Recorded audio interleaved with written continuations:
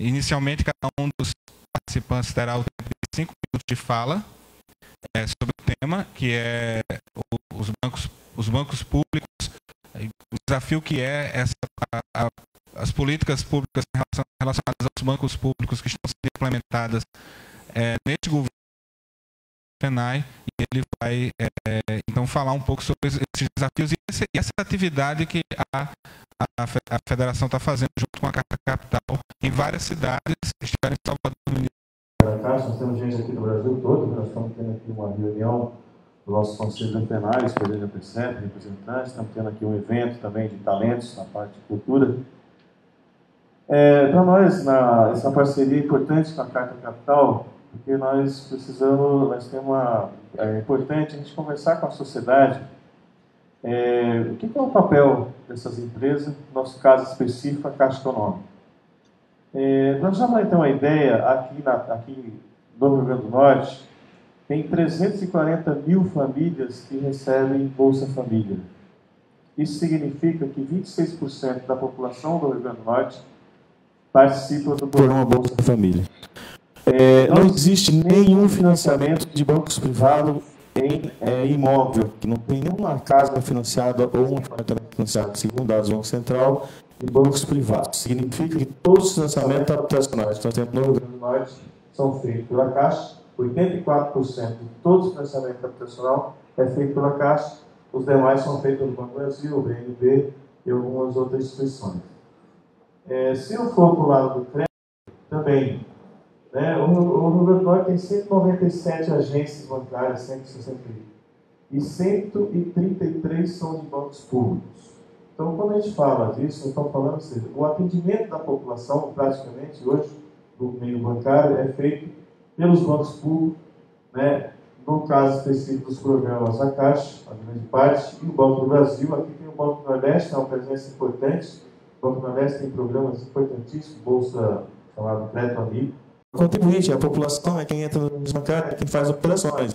Então, olha só, nós estamos montando, e é importante que dê lucro, não estamos dizendo que tem que dar prejuízo não, viu, professor? Tem que dar rentabilidade, mas você pode fazer as duas coisas sem prejudicar a empresa e, principalmente, sem prejudicar a população. Quando eu falo da Caixa, 100% do Estado brasileiro, então, a rentabilidade dela e o papel que ela tem no desenvolvimento, nos incentivos na produção, é a população que ganha.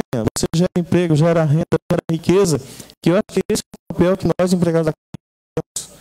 E isso, na nossa opinião, está em risco com as políticas que estão sendo adotadas. Então, esse é um pouco o objetivo desses debates. Nós já fizemos em São Paulo, fizemos em Minas, fizemos em Salvador, agora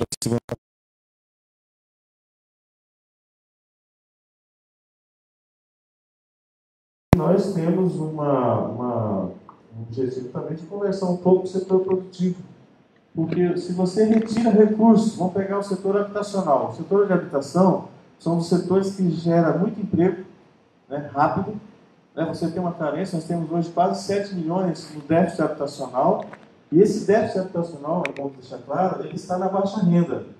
Porque a alta renda tem alternativas, eles seguiram. A baixa renda não tem. Ou você ajuda a financiar, ou você vai ter milhões de pessoas sempre morando em locais que poderiam estar morando melhor. Então, esses são alguns desafios e a gente gostaria muito de conversar com todos vocês. Mas também precisamos conversar com o setor produtivo, que, na nossa opinião, está perdendo espaço, vai ter dificuldades, não produz, não tem renda, não gera riqueza, não gera emprego e todo mundo vai perder. Então, acho que são espaços e momentos importantes. E é isso que a gente está se propondo, e já agradecer muito aí a presença e a participação de vocês nesse projeto. Muito obrigado, Jair. Eu quero pedir desculpas a todos, porque eu atendi o telefone, é uma coisa que não se faz, mas eu atendi o telefone porque a governadora está aqui já no hotel, então ela está descendo para achar a sala aqui. E aí eu quero passar a palavra para o senador Jean Paul Prats, que tem sido referência no que se refere ao investimento em energias e energias renováveis no Estado, há pelo menos 10 anos, faz pelo menos 10 anos que eu conheço Jean Paul, faz pelo menos 10 anos que ele lida com essa temática, e eu acho que tem coisas a contribuir, também apontando para a luta que vai ter no Senado a partir do ano que vem. Tem que revezar o microfone. Boa noite, pessoal. Boa noite a todos. Boa noite, Jair. Boa noite, Jessé. Sou seu fã. Quero aqui estar à altura da mesa. Eu dizia que esse debate sobre a austeridade fiscal caducou na Europa em pouquíssimo tempo. Teve uma vida útil minúscula, né? Porque começou e reinou em 2010, em 2013, 2015, já ninguém acreditava nisso. E ele parte de vários pressupostos errados, inclusive do pressuposto daquela comparação maligna de que o orçamento público se compara com o orçamento doméstico. Aquela velha história que tentam iludir os incautos, um grande embuste de dizer que o Estado brasileiro, qualquer Estado, não pode gastar mais do que arrecada, porque é como uma família e tal, etc. O cara se vê naquela situação endividada, realmente tem que apertar o cinto, porque chegou a crise e tal. E se esquecem de vários fatores que o Estado tem diferente em relação a uma família. Por exemplo, ele define taxa de juros. Por exemplo, ele pode optar por tributar carros de luxo ao invés de fechar hospitais. Então, o Estado tem poder muito maior e tem uma capacidade de auto-organização que uma família não tem. Ele tem a capacidade de criar um ambiente em que a gente trabalha, em que a gente vive. E sabe-se hoje também que a austeridade, em momentos de crise, gera mais crise. Não é chovendo molhado aqui de se dizer que, claro, se todos os governantes fossem só sábios e não fossem contaminados pela mosca da vaidade, nós teríamos sempre períodos auspiciosos e grandes bonanças econômicas. Alguns fariam como a formiga e não como a cigarra, guardariam e fariam algumas atitudes de cortes e ajustes, justamente nesse momento em que a economia é capaz de absorver pessoas, remanejamentos, etc. E não no momento de crise grave. Quando você chega na crise grave, para o Estado, para uma família, pode não haver outra opção, né? Mas para o Estado, para o governo, há outras opções que não meramente a austeridade, cortar gastos, e com isso provocar mais rombo, mais crise, mais desemprego, mais desalento.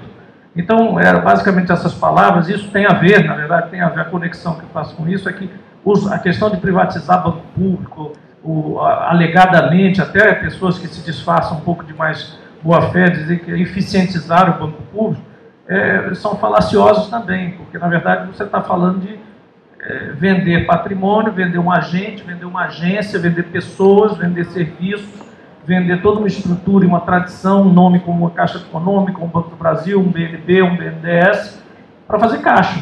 Você vai privatizar para fazer caixa para salvar um governo de 4 anos?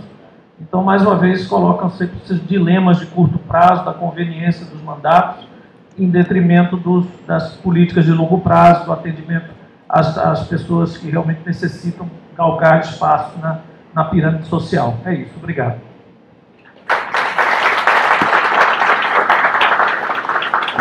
Obrigado, Jean Paul.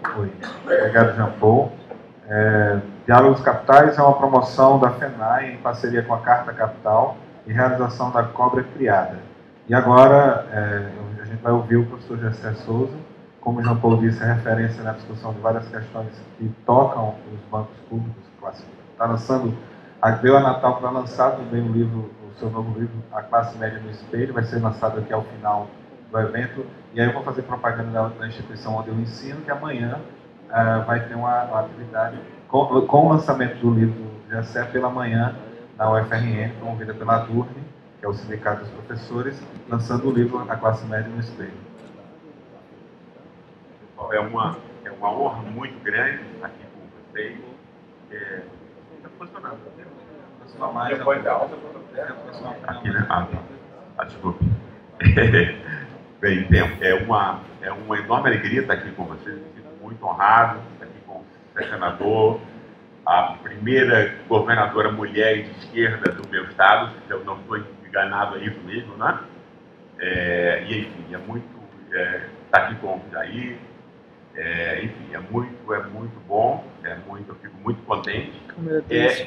E eu acho que a minha contribuição para o nosso assunto hoje, ele tem a ver com a conexão entre economia e política, né, obviamente, porque o que está acontecendo não é, digamos assim, pessoal, não é uma catástrofe geológica de ciências naturais, né? Isso foi provocado. Tem uma intenção, tem um discurso, etc. Né? Isso, obviamente, tem a ver com o fato de que a gente não tem uma elite nacional, que tem um projeto de longo prazo nacional, né? Uma coisa que eu aprendi muito nesse livro hoje, ou seja, a gente não tem aqui uma fração industrial dos proprietários. A gente nunca teve. É uma coisa que eu aprendi fazendo esse livro. Isso é extremamente importante. As classes, elas se constroem, né, na luta histórica ou não.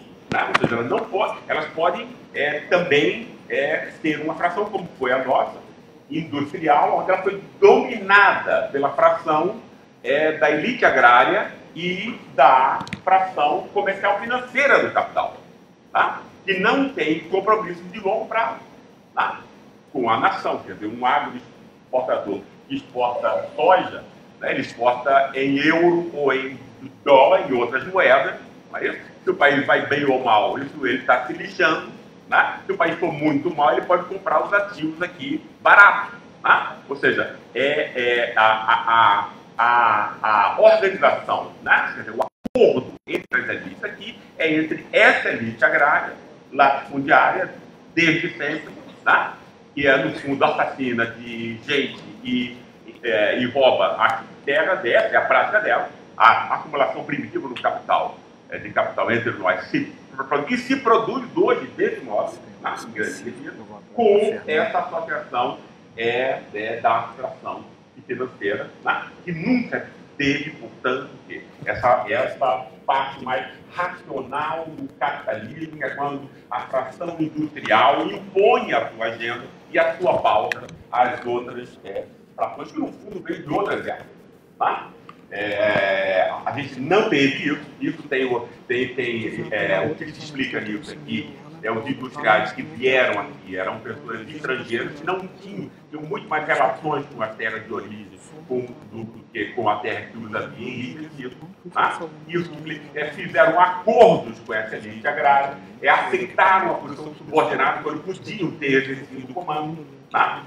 Os filhos dessa elite casou com as outras, ou seja, foi historicamente, né, a elite brasileira de proprietários brasileira, né, abdicou, portanto, de montar a partir de si própria um projeto que fosse de longo prazo e que pudesse ser harmonizado com os interesses dos vários setores da sociedade entre nós. A industrialização entre nós se deu sempre, portanto, por interposta pessoa, primeiro o Estado, os assuntos, etc., depois através das multinacionais. Né?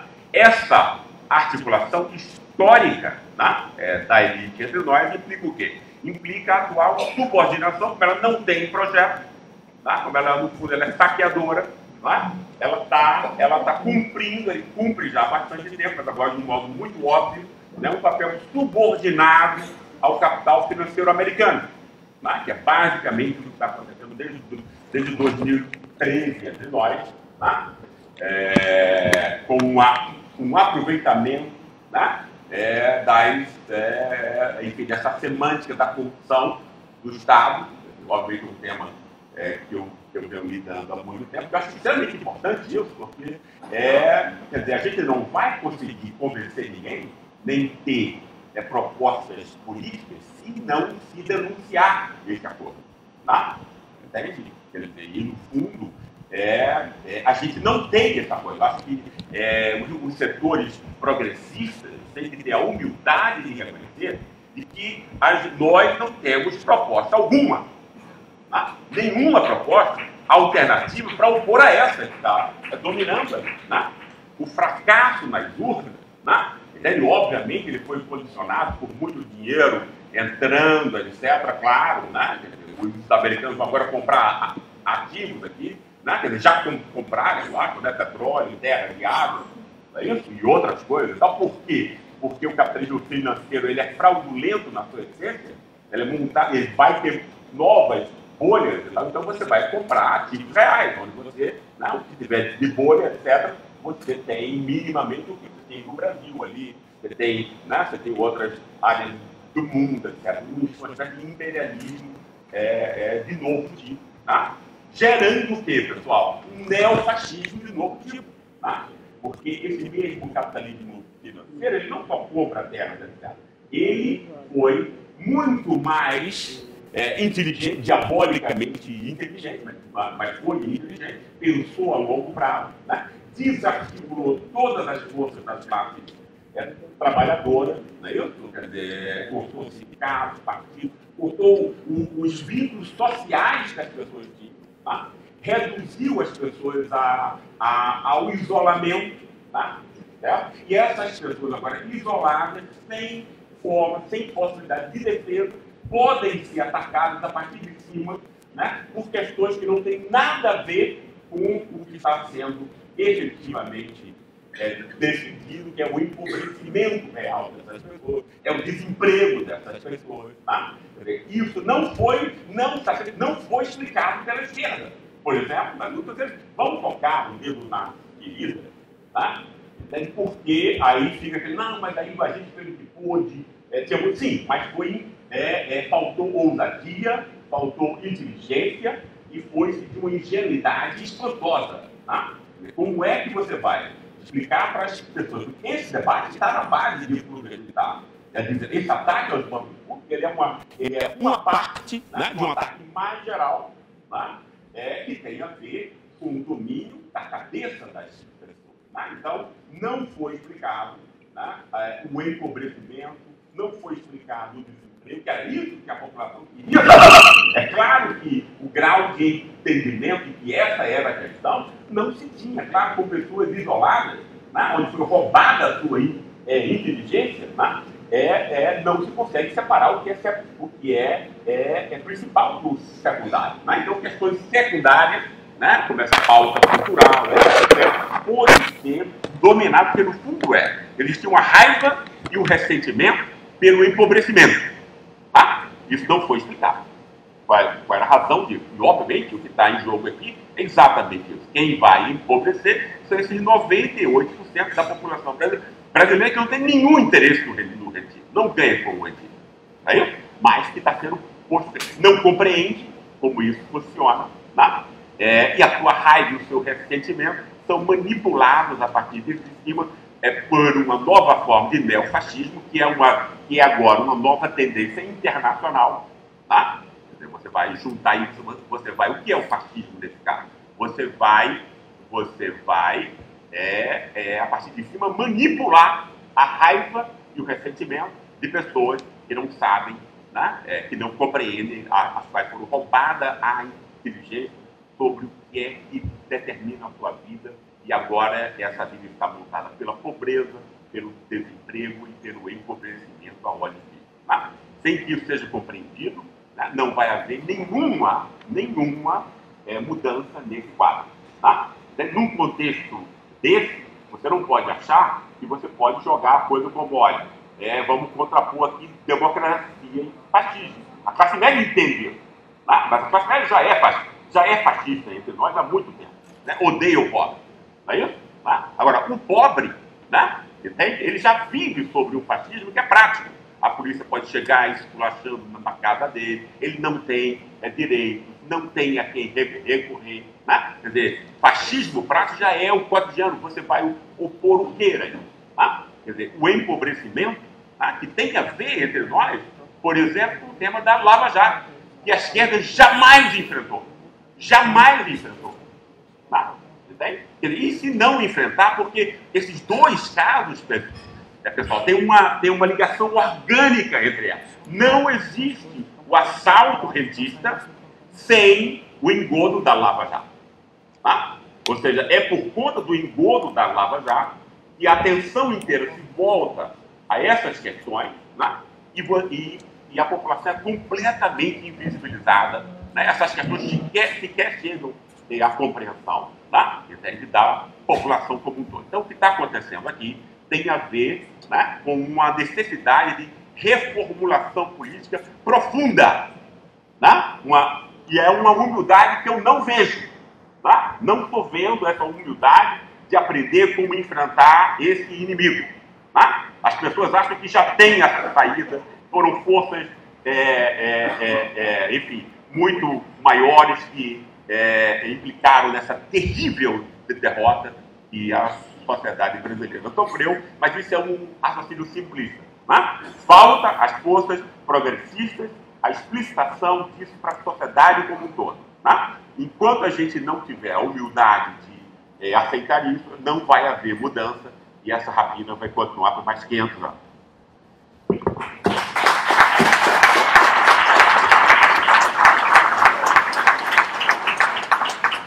Muito obrigado, Gessé. Sua fala foi muito instigadora já pensei em várias questões para serem feitas a seguir.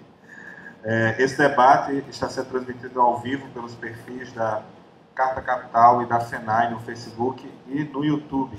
E os Diálogos Capitais são uma promoção da FENAI em parceria com a Carta Capital e uma realização da Cobra Criada. A governadora eleita agora tem a palavra e eu devo antecipar uma questão que me foi feita aqui nos corredores enquanto a gente esperava o início.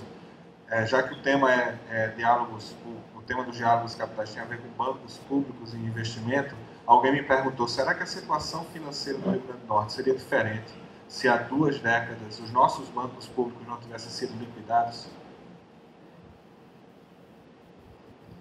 Bom, eu quero inicialmente dar minha boa noite, parabenizar aqui a FENAI, Jair, e bem como a Carta Capital também, pela realização do presente evento.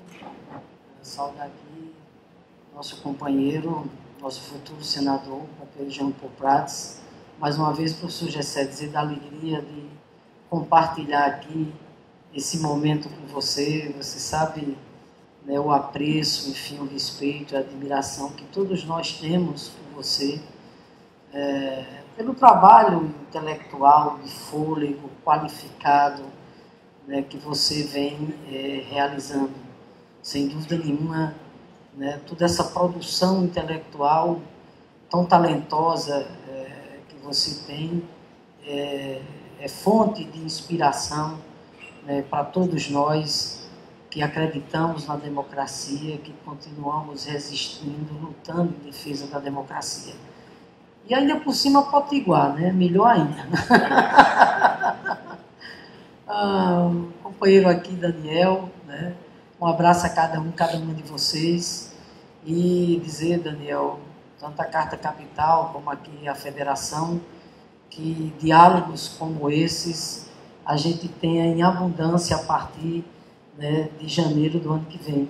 Desde já dizer da disposição do nosso governo para que a gente possa, repito, cada vez mais, né, promover o debate, a discussão, sobretudo nesses tempos que nós estamos vivendo, tão necessários. Segundo, quando você pergunta sobre a questão dos bancos públicos, sem dúvida nenhuma, claro que se os nossos bancos públicos tivessem, enfim, não tivessem sido fechados e continuassem no Rio Grande do Norte prestando, desenvolvendo o papel que eles devem desenvolver de fomento, de contribuir para o desenvolvimento econômico e social do nosso país, isso seria muito importante. Não é à toa que quando a época, enquanto deputado estadual, o professor Gessé lutei muito, entendendo, contra, né, o fechamento dos nossos bancos, que se deu, inclusive, tanto o Bandeira como o PDRN, se deu de uma forma, né, muito esquisita, muito estranha, questionável, inclusive, até hoje. Foi motivo, inclusive, de comissões parlamentares de inquérito no âmbito da Assembleia Legislativa, mas como o setor progressista não tinha uma correlação de forças favoráveis, essas CPIs terminaram, tá entendendo, se perdendo e sendo exatamente arquivadas. Mas voltando ao tema aqui, que é a defesa exatamente dos bancos públicos, eu quero aqui colocar, Jair, o PT, né, a bancada do PT, junto com a bancada lá no campo da esquerda, no setor progressista, né, tem se somado a toda essa luta dos movimentos sociais na resistência, na defesa da questão dos bancos públicos, por termos clareza, imagina, o papel que a Caixa Econômica tem, e as demais instituições de perfil público têm no nosso país, repito, enquanto instituições de fomento, de apoio, de compromisso, né, com o desenvolvimento regional, com o desenvolvimento nacional. É evidente que, como colocou aqui o professor Gessé, nós estamos vivendo uma das quadras, do ponto de vista histórico, mais difícil, né, da nossa história. Quando a gente vê, por exemplo, pós-eleição, né, a gente fica ainda mais preocupado ainda, né, até porque, né, queiramos ou não, os questionamentos que se tem ou não, o fato é que você tem um governo agora legitimado pela urna. Sim, pois é, né? Do mesmo jeito que eu fui eleita pela maioria do povo do Rio Grande do Norte, o presidente eleito foi eleito também pela maioria do voto do povo brasileiro. Eu coloco isso porque se durante esses 2 anos, né, com o advento do golpe parlamentar desferido contra a democracia, nós enfrentávamos as dificuldades que nós enfrentávamos no sentido de resistir à retomada de todo o projeto neoliberal em curso, imagine agora, porque tem esse componente, o componente, né, do voto da urna. De forma que o que nós temos que nos ater cada vez mais é a necessidade, né, da mobilização e a necessidade da questão da unidade política, porque agora vem um programa, né, de perfil muito mais ousado ainda, né, todo aquele ideário do ponto de vista ultraliberal, que significa, na verdade, aprofundar, né, o ataque ao patrimônio nacional, onde aí se insere exatamente o papel dos bancos públicos, o ataque à soberania nacional, a criminalização dos movimentos sociais, o ataque à democracia, e dentro desse contexto, né, o ataque aos direitos sociais, aos direitos civis, a questão das liberdades democráticas.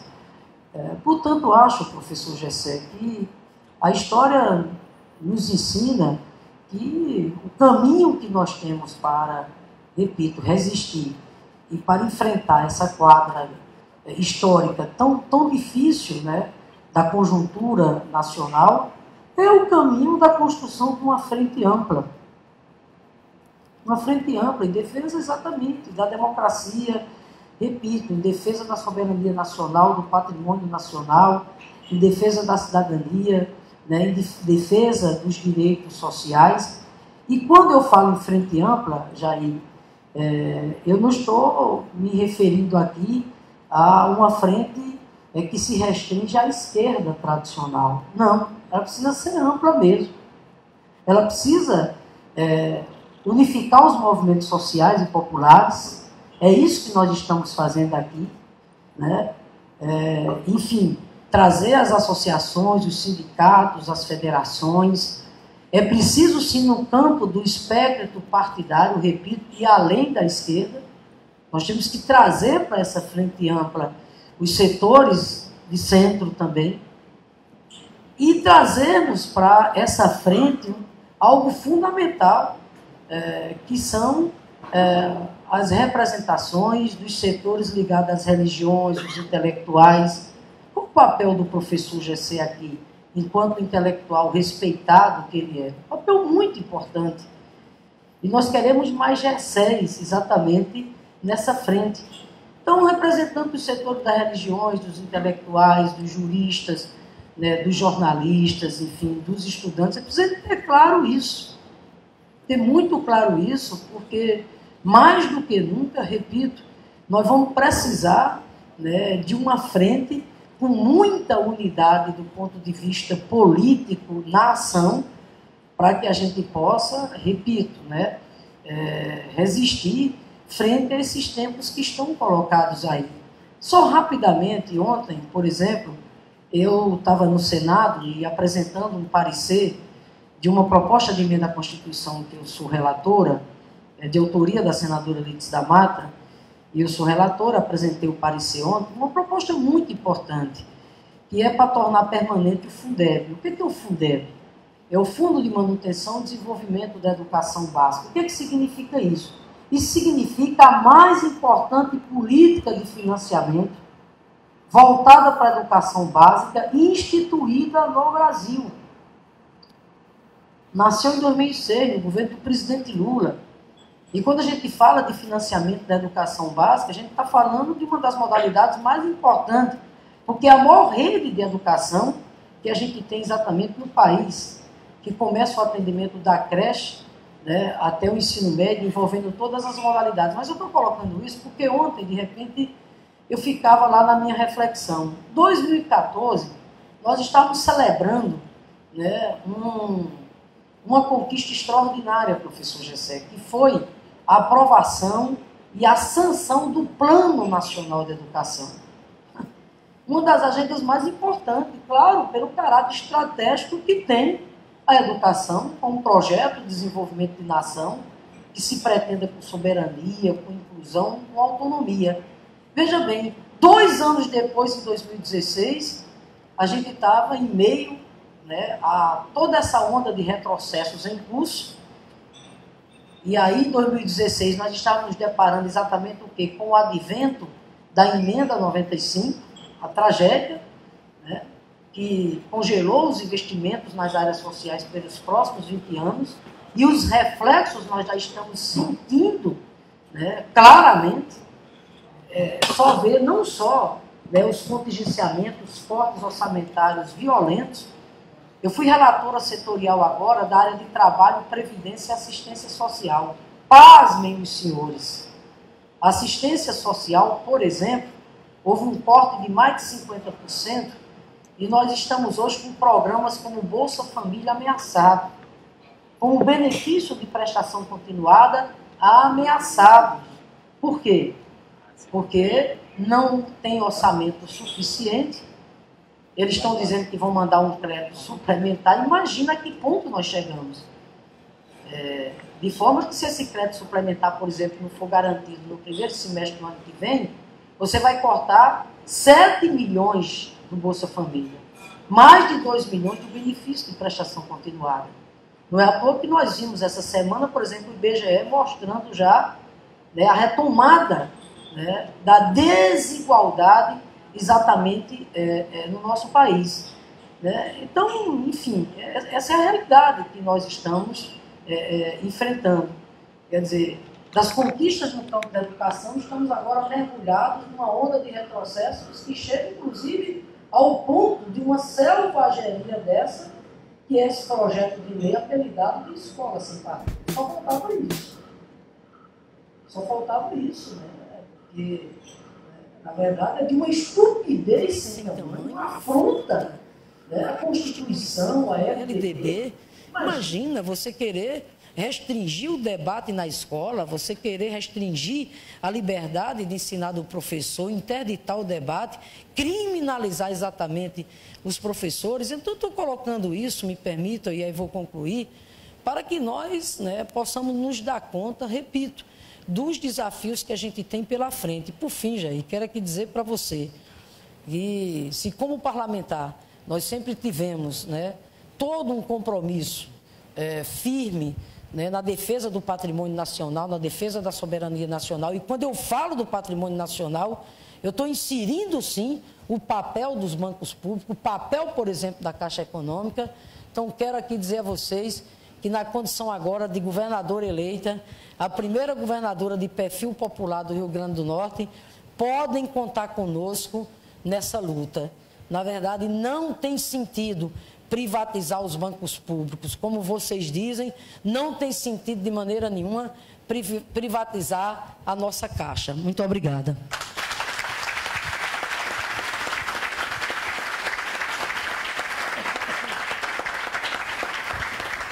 Muito obrigado, Fátima.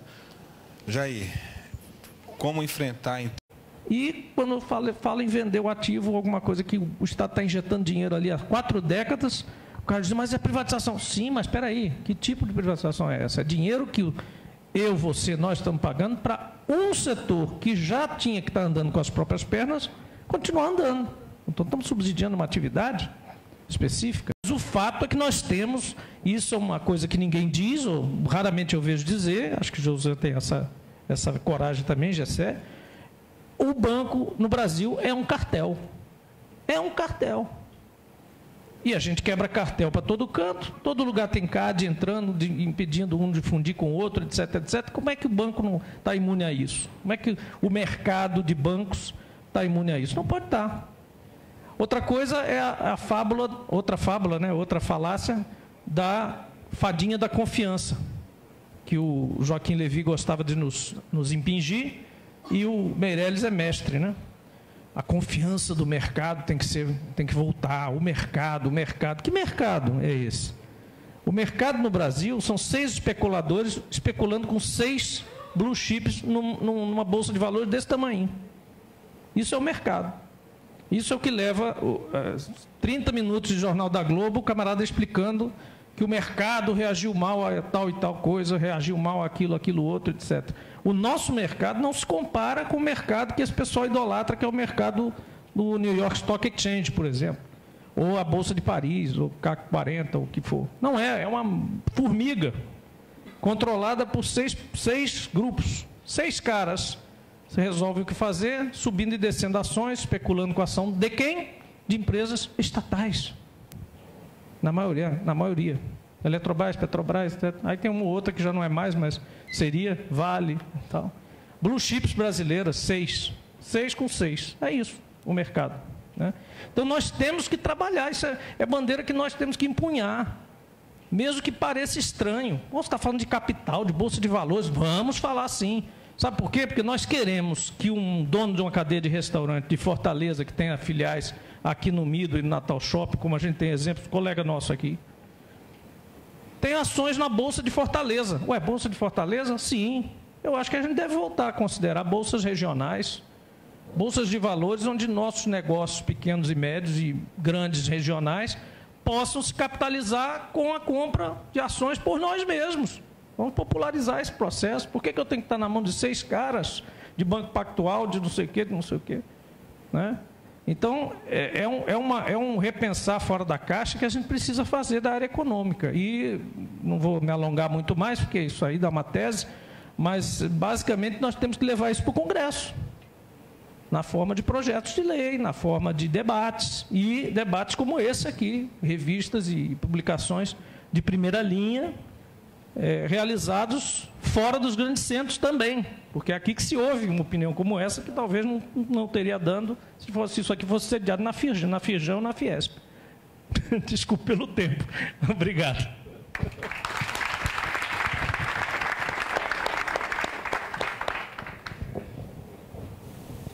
Oi, melhorou.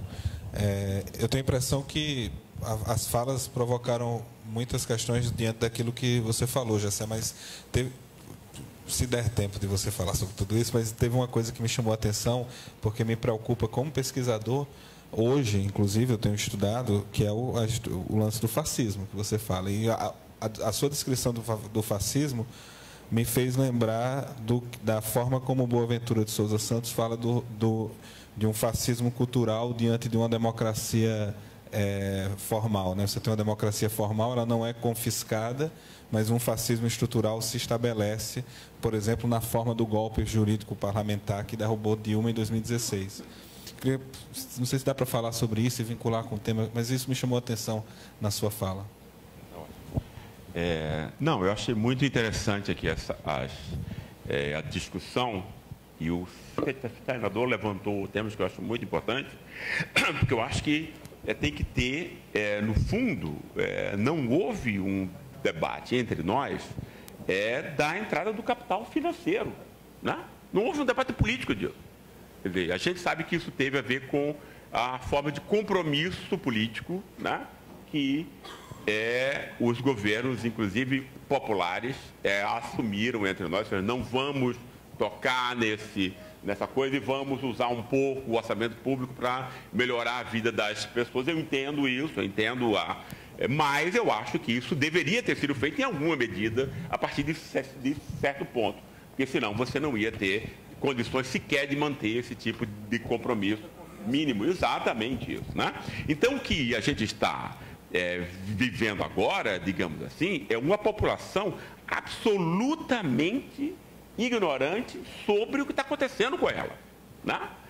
Isso reflete nessas condições daquilo que a gente está discutindo agora. Eu acho que a gente tem que ter um novo discurso disso. Né? Por exemplo, eu acho que tem que ter, obviamente, não é uma demonização, eu acho que uma demonização do capital financeiro enquanto tal e uma volta ao que era antes, eu não acho que seja a saída mais produtiva, porque inclusive isso está dentro de um contexto internacional muito mais amplo, muito mais poderoso. Mas eu acho que é possível você lutar mesmo dentro desse terreno de um outro modo. Né? Por exemplo, por que não chamar, porque, por exemplo, a semântica que a população brasileira, né, analisa todas as discussões públicas tem a ver com a questão da corrupção. Ou a gente entende isso, ou a gente não vai entender coisa nenhuma do que está acontecendo. E foi, obviamente, uma semântica montada a partir da corrupção do Estado. Não é isso? Então, por que não, senador, governador, o pessoal que está aqui, né, remontar dentro dessa semântica, que é quando você vai ter uma língua para conversar com o povo, né? Entende? E explicar, olha, quem lhe assalta de verdade, entende? Por que não montar um negócio dele? Olha, você tem aqui uma elite que já rouba há 500 anos, né? E ela quer o Estado para assaltar. A gente sabe disso, o que é isso, né? O orçamento público, né? Por exemplo, isenções fiscais, isso tudo quer dizer, o que é uma isenção fiscal, pessoal? É dizer o seguinte, olha, eu fico com lucro e vocês, otários, que não têm propriedade, vão pagar por isso. Basicamente é isso, não é? Entende? Claro. Né? Você tem o quê? Você tem uma sonegação de impostos entre nós, que é só os ricos que praticam, né?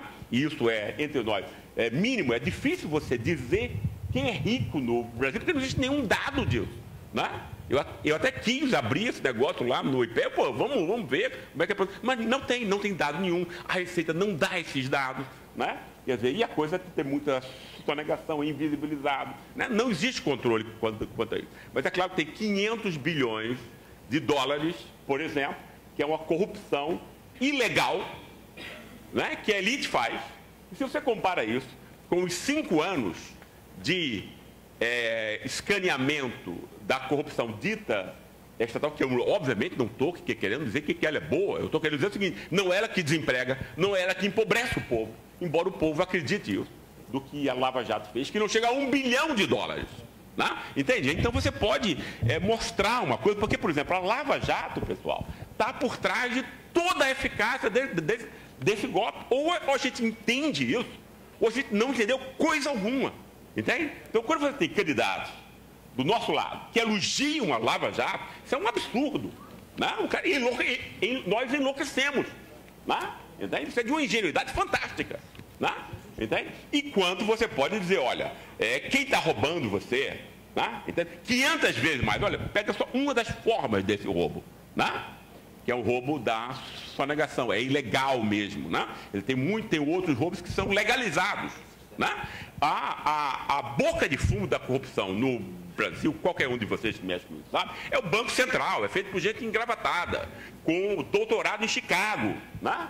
Entende? Você põe juros escorchantes para a população como um todo, de uma forma extremamente opaca, que ninguém sabe disso, e toda empresa e todo cidadão paga 11 vezes mais do que num país como a França, sem nenhuma razão disso. E olha que França não é o melhor exemplo, né? Mas você paga 11 vezes mais. Qualquer empresa, qualquer pessoa, isso está embutido em tudo que a gente compra. Né? Você imagine isso, isso é um assalto, né? Quer dizer, claro, né? Quer dizer, é fácil você ganhar dinheiro assim. Né? Então, por conta disso, como o senhor havia dito, senador, então, os industriais investem nisso agora, o agronegócio investe nisso agora. Né? Mas então todos passam a ter uma espécie de... É claro que as pessoas não veem que isso tem um limite. Né? Porque alguma coisa tem que produzir, alguma coisa, senão você não vai ter juro para montar. Né? Agora, o que eu acho a gente tem que desenvolver uma semântica para mostrar isso. Né? Olha, em termos de dinheiro, a quantidade é fundamental, é o que é de mais importante. Né? Um dinheiro é pouco e 500 dinheiros é muito. Né? Então você diz, olha, essa corrupção que recupera os cofres públicos menos de R$1 bilhão, é a corrupção dos feitos de imbecis. Né? Dos tolos, né? Porque ela é 500 vezes menos que essa. Então, 500 bilhões você empobrece populações inteiras, você tira educação para gerações inteiras, né? Você tira saúde, né? Você tira cultura, você tira investimento em ciência, daí você perde um país inteiro, né? Sem falar em uma dívida pública, que não é nem dívida, nem é pública, né? Não é dívida porque dívida implica uma contraprestação, não é isso? E quem estuda isso sabe que 98% é juros sobre juros, né? Não é pública, porque isso aí são falcatruas privadas que funcionam como títulos, estão sendo cobrados pela gente. Sem essa denúncia, pessoal, a gente não pode nem começar a discutir o que a gente está discutindo aqui, entende? Ou a gente denuncia isso, monta um discurso acerca disso, né? Porque o público está sendo assaltado, não sabe por quem, financeiramente, né? Entende? Né? Quer dizer, eu acho que a gente não vai, enfim, avançar nesse tipo de coisa. A gente tem que tocar nessas questões de um modo corajoso. Até. E isso implica o quê? Isso implica você montar um outro projeto sobre país, né? Exatamente, porque, por exemplo, é claro que uma classe produtiva, eu estava pensando assim, indústria de infraestrutura entre nós, qual é o interesse que esses caras têm em você acabar o Estado, acabar com a capacidade de investimento do Estado? Quem vai empregar esse povo, né? E a capacidade produtiva desse povo? Ou seja, então tem um espaço aberto aí para uma reorganização, né? Dessas forças, né? Quer dizer, que tenham um projeto, digamos assim, mais harmonioso, etc. Né? Dentro da própria dimensão do capitalismo financeiro. O capitalismo financeiro, as pessoas normalmente dizem, não, mas esse negócio está no mundo todo. Está no mundo todo, mas aqui está pior do que em qualquer outro lugar. Está 1000 vezes pior do que em qualquer outro lugar. E o público não sabe disso. A população brasileira não sabe a conexão entre essas coisas, né? Que é onde você pode montar, né? Quer dizer, um projeto político que seja convincente, né? Que dê uma saída, dê uma noção de saída e que dê uma crítica dessas semânticas que produziram o Estado que a gente está produzindo agora, que a gente está sofrendo agora.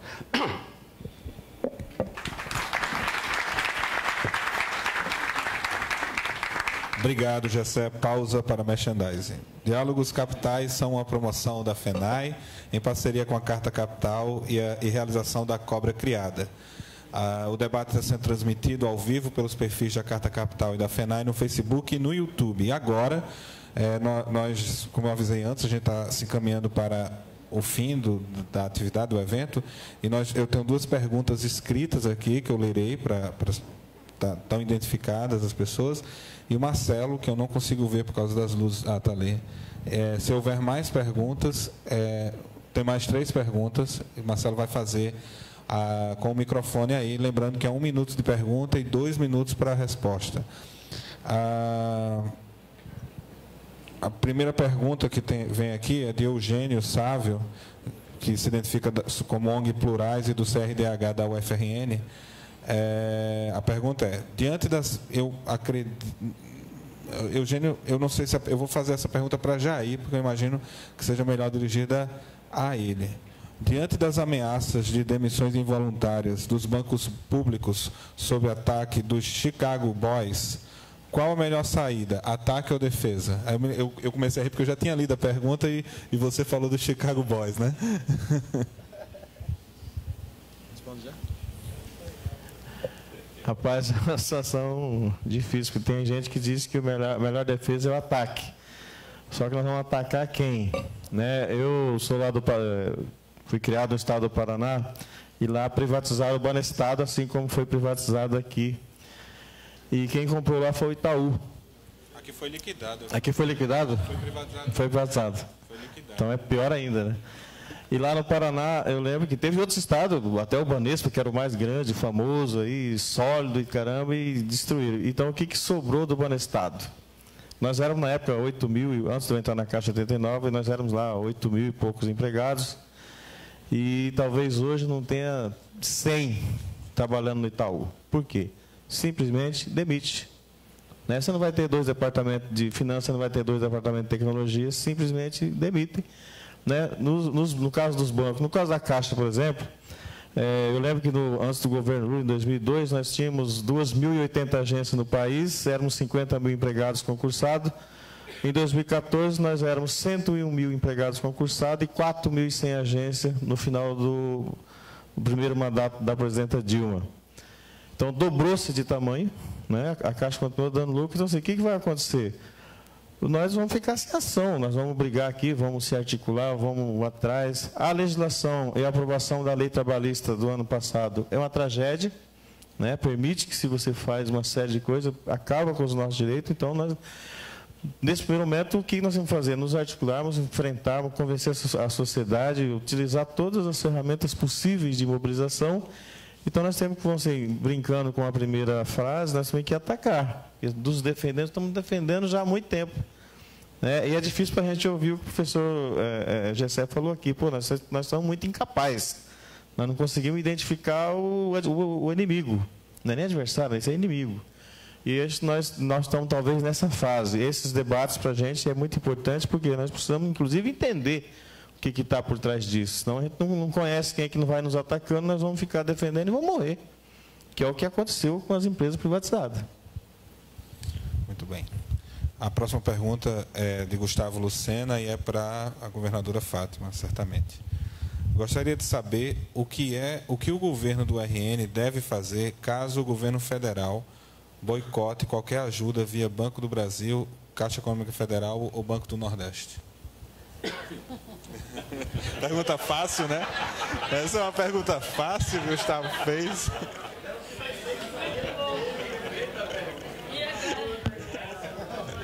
Não, olha,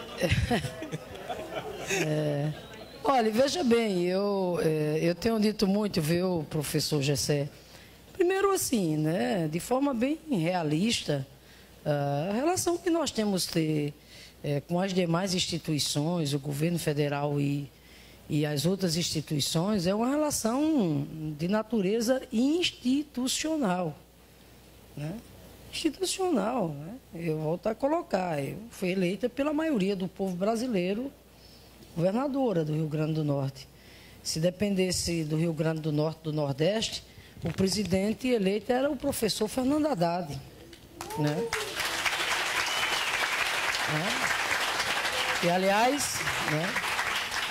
E aliás, acho que cumpriu um papel muito importante nessa quadra histórica, né? Na defesa da democracia, enfim, ele deu uma importante contribuição ao debate diante de um processo eleitoral tão atípico como foi esse que nós vivenciamos. Não só o chamado fenômeno das fake news, mas outras circunstâncias, né, que permearam esse processo eleitoral. Mas o fato é que a maioria do povo brasileiro, né, fez uma outra opção, né, e o presidente eleito, né, é Bolsonaro. Então, ponto. Relação institucional. A mim me cabe, né, é meu dever, é minha obrigação, né, defender de forma intransigente as demandas, os interesses legítimos do povo do Rio Grande do Norte. E eu não medirei esforços para fazer isso. Claro que, né, temos que compreender a necessidade da articulação, a necessidade, né, da mobilização. Quando eu falei aqui no início que não tem por que inventar a roda, a história nos ensinou e continua nos ensinando que o caminho da unidade, da frente, né, de unificar, enfim, né, todas as forças políticas e sociais, né, para defender a democracia, enfim, defender a agenda que nós consideramos que é agenda importante para o desenvolvimento regional, para o desenvolvimento nacional, daí porque, mais uma vez, volta a pontuar o quanto é importante aqui, Jair, né, essa luta, essa frente em defesa dos bancos públicos. Então, com isso, eu também quero colocar o seguinte, por exemplo, no âmbito dos governadores, nós temos que ter essa articulação. Nós temos o Fórum dos Governadores eleitos e reeleitos do Nordeste. Essa semana nos reunimos pela segunda vez e resolvemos agora chamar o Norte para se articular com o Nordeste. E por razões óbvias, porque são duas regiões que guardam muito mais semelhanças do ponto de vista dos seus problemas, dos seus desafios. Não é à toa que são as regiões que apresentam ainda né, os maiores índices de desigualdades sociais, de desigualdades regionais. Então, por essas circunstâncias, nós, né, estamos agora, nós queremos não só mais o Fórum dos Governadores do Nordeste, mas o Fórum dos Governadores Nordeste e Norte. E lá, quem me perguntou foi, viu, Gustavo? E lá, exatamente, nós estamos, né, pautando a nossa luta, definindo aquela agenda que nós consideramos prioritária, né, para que a gente possa, repito, né, ter, sobretudo, né, muita articulação, muita unidade política entre nós, né, para, né, defender, repito, né, a agenda, né, aquilo que nós consideramos as prioridades das prioridades. Por exemplo, me permita aqui rapidamente, professor Gessé, o Rio Grande do Norte está num estado de insolvência do ponto de vista de descontrole das contas públicas, né? É evidente que se a gente fosse aqui procurar as causas que levaram a isso, a gente iria fazer aqui um bom debate. Até porque essa crise que o Rio Grande do Norte atravessa, do ponto de vista fiscal, financeiro, não começou também agora, né, Jair? Ela é fruto, né, do acúmulo de sucessivas gestões, etc, etc. Mas nós temos um problema concreto. Aliás, não é um probleminha, não, um problemão. Hoje é quanto? 5 de dezembro? A esta altura, por exemplo, o conjunto dos servidores públicos, meus colegas servidores, eu sou professora, né? Os servidores públicos do Rio Grande do Norte, por exemplo, não têm a mínima noção, está entendendo, se vão receber dezembro, se vão receber o 13º de dezembro. Tem servidores que ainda sequer, que não receberam ainda o 13º de 2017, né? Fornecedores, nem se fala, e quando eu falo aqui em fornecedores, precisa a gente levar em consideração também, que quando a gente fala em fornecedor, pensar nos fornecedores que entregam os insumos básicos para os hospitais, que entregam a merenda escolar para as escolas, né? Essa semana mesmo o Ministério Público já entrou com ações responsabilizando o Estado. Por quê? Porque o Estado, por exemplo, não está cumprindo o percentual mínimo para a saúde. Então, isso é um dado concreto, é uma realidade concreta que está aí. E, evidentemente, que nós temos que procurar, a partir do ano que vem, eu tenho dito, não, até 31 de dezembro vão bater na porta do atual governo. Deixa para bater na nossa porta a partir de 1º de janeiro do ano que vem. Mas é evidente, claro, que nós estamos, né, enfim, com uma equipe muito qualificada, pessoas que de forma voluntária, está entendendo, estão dando uma contribuição, quando deram uma excelente contribuição, quando da campanha, quanto do programa de governo. E o fato que eu quero aqui deixar muito claro, né, nós vamos apresentar alternativas, vamos dar respostas para essa situação. E tem, só para concluir, e evidentemente que tem algumas respostas para essas situações, ô Jair, que elas passam, está entendendo, pelo debate e pela discussão no plano nacional. Por exemplo, vocês devem ter acompanhado essa semana o esforço que nós estamos fazendo lá para termos a participação nesse lucro grande aí, né, que vai ser o resultado da exploração dessas novas reservas de pré-sal. Infelizmente, né, nós tivemos um retrocesso enorme nessa área. Voltando ainda à minha praia, que é muita educação, eu lembro que um dos momentos, né, que eu celebrei muito, eu lembro que eu fui para casa nesse dia e eu ia tão feliz, porque depois de muita luta, a gente tinha conseguido aprovar aquele marco regulatório do pré-sal. A Lei 12.231 horas. Imagine, para mim que sou professora, no momento, inclusive, que a gente precisava de fontes de financiamento para ajudar na sustentabilidade do novo Plano Nacional de Educação, eu chego a me arrepio quando eu falo, até porque nós tivemos também muito debate interno dentro do governo. Eu, inclusive, no primeiro momento, eu votei contra a proposta que tinha sido encaminhada pelo governo e depois a gente conseguiu avançar e aprovamos aquela lei. Todo mundo sabe, aquele marco regulatório, política de conteúdo nacional, que é que simbolizava? Simbolizava que a maioria dessa riqueza ficaria para o Estado brasileiro. Bom, veio o golpe, etc. e tal, modificaram tudo. O que nós estamos agora? Nós estamos agora, vou ser bem sincera, numa política de redução de danos, professor Gessé. Qual é a política de redução de danos? Jean Paul, inclusive, está participando desse debate. é que tem aí a chamada cessão onerosa, 5 bilhões de barris, que eles querem licitar essas áreas, é tanto dinheiro que não dá nem para a gente contar. E o que nós estamos, na verdade, lutando nesse exato momento? Por algo que não é um favor, é um direito da gente. Nós estamos exigindo, lutando para que parte, né, dessas riquezas, né, sejam destinadas aos estados e municípios. É evidente que isso fará uma diferença enorme, por exemplo, para o Rio Grande do Norte, diante dessa situação que nós estamos atravessando. Mas, para além disso, de desequilíbrio fiscal financeiro, nós estamos aqui exigindo, repito, né, a parte que nos cabe nesse latifúndio, considerando, inclusive, né, que com a mudança que houve no marco regulatório, as empresas petrolíferas são agora as grandes, né, beneficiadas, lembrando, inclusive, o benefício que elas já tiveram ano passado. O escândalo que foi a MP do Trilhão.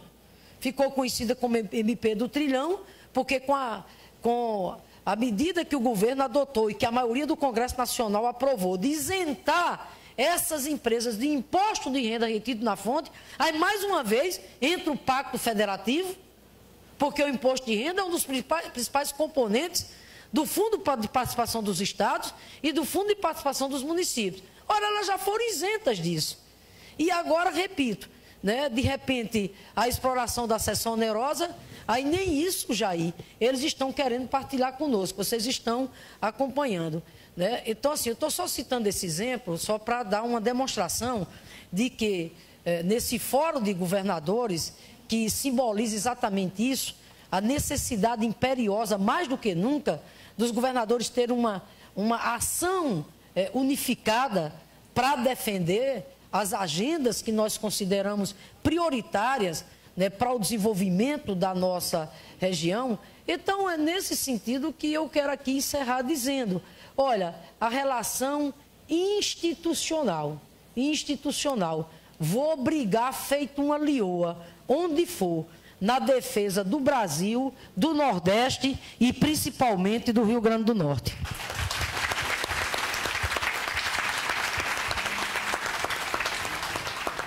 Gente, eu quero...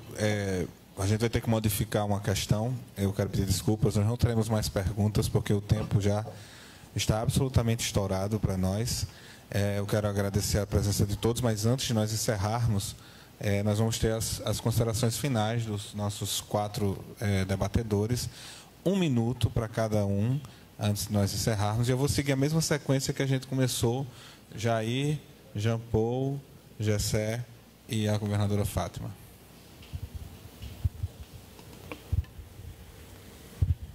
Olha, para a gente, eu finalizo aqui, para a gente, muito feliz aqui com a forma e a exposição, e dizer para vocês, em especial quem acompanha a gente pelas redes sociais e para os meus amigos, colegas, convidados que aqui estão, que esses desafios nos animam um pouco também, porque a gente sai um pouco do conforto e talvez nós tenhamos que enfrentar alguns debates que a gente estava meio parado. Eu lembro que, para nós, a gente estava fazendo reunião aqui da nossa diretoria, do nosso conselho, e a gente ficava, assim, às vezes, fazendo umas...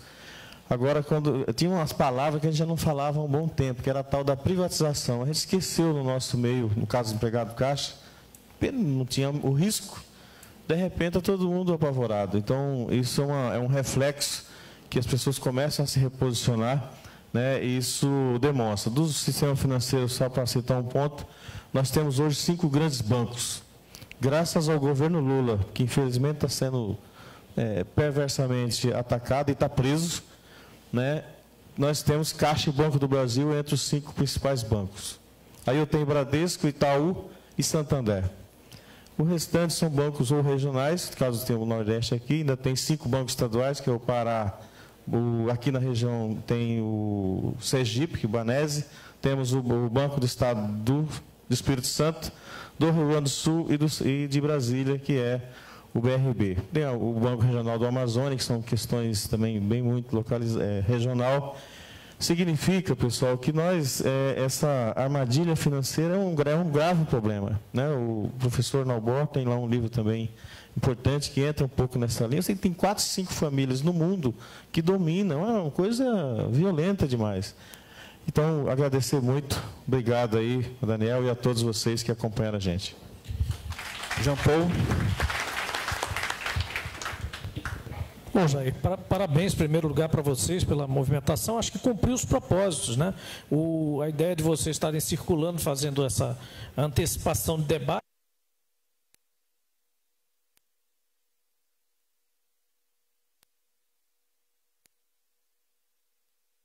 Evitar o debate. Sair atropelando as discussões. Então, você está antecipando o debate com muita justeza. Gessé, evidentemente, muito honrado de estar aqui com você, que é ao teu lado, e ao lado de Fátima, e Daniel também participando desse... E dizer o seguinte, para você, não sei onde que câmera está aqui o processo da web, mas já que a gente está aqui falando para pessoas não só militantes, pessoas da esquerda, etc., mas para você que está ouvindo do mercado em geral e o cidadão comum, a lógica aqui é muito simples, né? Existem 2 debates de lógica em relação a essa questão dos bancos públicos. Uma é aquela que incute em você a ideia de que é preciso vender por questões de ineficiência, por vários argumentos falsos, né? Vender essas entidades para fazer caixa por conta daquele argumento que eu disse que é falacioso aqui, o primeiro, de comparar o orçamento familiar com o poder do Estado, o poder que o governo tem de mudar o ambiente dos seus próprios problemas. E a segunda visão é muito prática, é muito fácil. O Estado pode fazer 3 coisas em relação à economia. Ele pode fazer, prover, aliás, não só a economia, em geral, né, a sociedade. Fazer diretamente, então ele faz, provê. Ele pode deixar fazer, e nesse caso a nossa posição é que tem que, e a nossa posição moderna é não excomungar as agências reguladoras, é dizer, quando o Estado deixa fazer, ele regula, ele não coloca lobista nas diretorias, ele regula coerentemente, fortemente, e é a favor da sociedade, não do setor que está sendo regulado. E ele pode fazer uma terceira coisa, gente, que é emprestar para fazer. E esse é o papel do banco público. Quando você vende o banco público por conta do primeiro argumento, que é um argumento quase que infantil, imediatista, quem vai fazer essa terceira parte do processo? Ou seja, você está preconizando que o Estado ou só faz, ou deixa fazer e regula, ou nem regula. E o terceiro elemento, que é quando ele... é o meio termo, né? Não, eu não quero fazer uma operação, ou uma atividade, não vamos dar exemplos, mas todos sabem, habitação, etc., onde eu não preciso fazer 100%, mas eu posso financiar você em termos favoráveis para que você se desenvolva e ajude o país a crescer, e ajude a gerar emprego, etc., etc. Quem vai fazer essa terceira parte, se você vende o banco público? É isso, é simples assim. Obrigado. Obrigado, Jean Paul.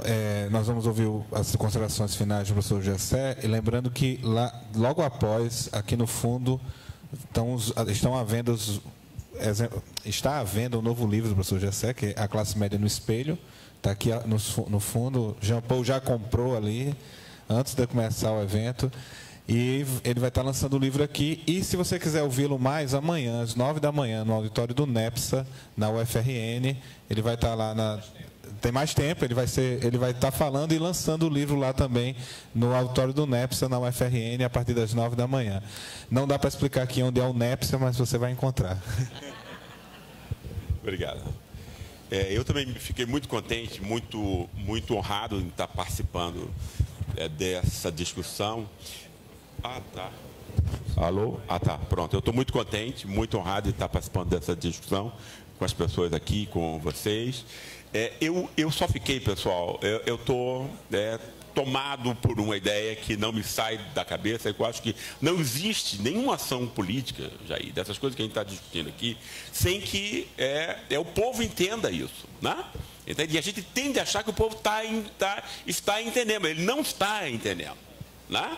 E não há nenhuma, ou seja, é uma ação sempre de muito curto prazo, se não há uma tentativa de convencimento de que aquilo vai, que aquilo é bom, não só para vocês que são funcionários da Caixa, mas que é melhor ainda né, para a sociedade como um todo, né? Eu vou dar um exemplo a vocês desse meu livro, que é onde eu entrevistei muita gente, né? E eu entrevistei muita gente também no Rio de Janeiro. E por um acaso, eu pude entrevistar vários ex-engenheiros da Petrobras, tinham perdido o emprego, né? Para esses caras, engenheiros, ok? Para todos eles, a tragédia pessoal dele, que era o culpado dela, era o Cabral. Basicamente. É a política em geral, mas o Cabral era odiado.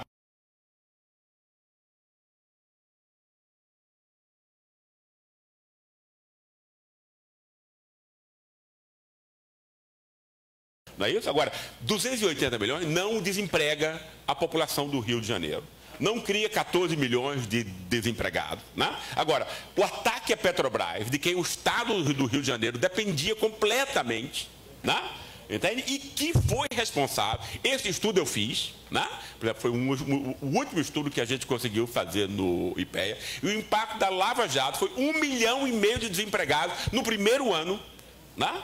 Isso ninguém sabe. Né?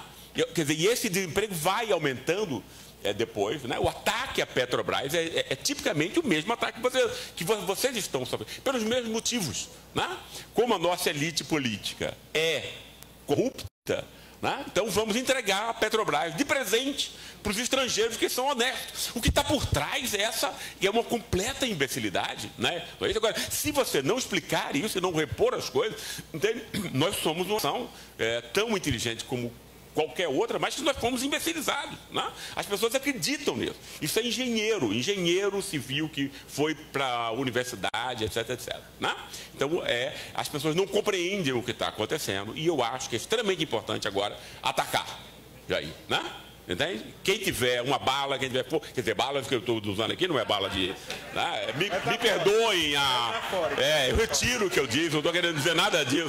Quer dizer, quem tiver, enfim, ideias e tal, para parar, entende? E puder levá-las ao... Eu pensei balas em termos de munição, né? De você municiar as pessoas com ideias, eu acho que isso deve ser feito.